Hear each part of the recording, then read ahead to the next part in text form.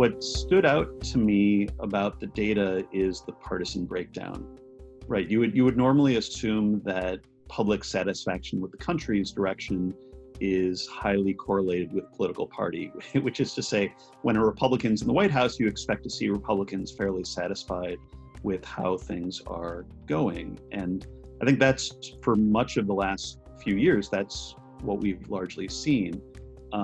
But now when you look at your data and recent data from Pew and elsewhere, we see a pretty substantial drop in satisfaction among Republicans, coming close to or nearly at the level that you see Democrats at.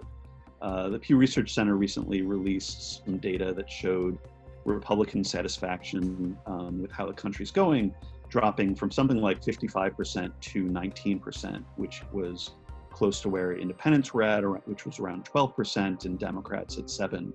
And I suppose this shouldn't come as a great surprise, right? We're living through the worst economic recession since the Great Depression, one of the worst public health crises in living memory, some of the greatest social unrest since the 60s and 70s, and we're about to conduct a hotly contested election in a very polarized country.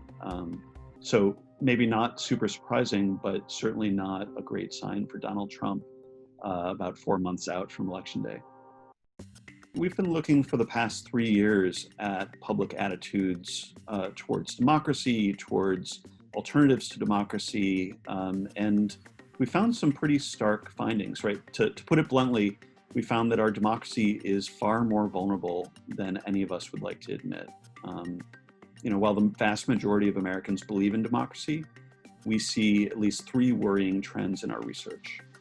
First, about 1/3 of the American public have said at one point in the past 3 years that it would be a good thing to put in place an authoritarian alternative to democracy, either army rule or a strong leader who doesn't have to worry about Congress or elections. The second finding, right, is that while most people say they believe in democratic values, things like checks and balances, a lot of that support falls away pretty quickly when confronted with specific real-world scenarios. Just as an example, a plurality of Americans said it would be justified for the president to take action without congressional approval or constitutional authority, even if his only rationale was that the action was popular with the public.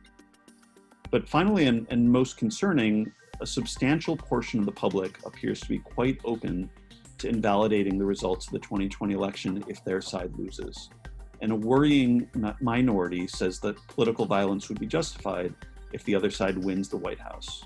And just to kind of dig into that a little bit, 3 in 10 Republicans say it would be appropriate for Donald Trump to not leave office if he claims there was illegal voting. More than half of Democrats say a do-over would be appropriate based on charges of foreign interference. And most notably, about 20% of Democrats and about 20% of Republicans do not rule out violence as being an appropriate response if the other side wins the election.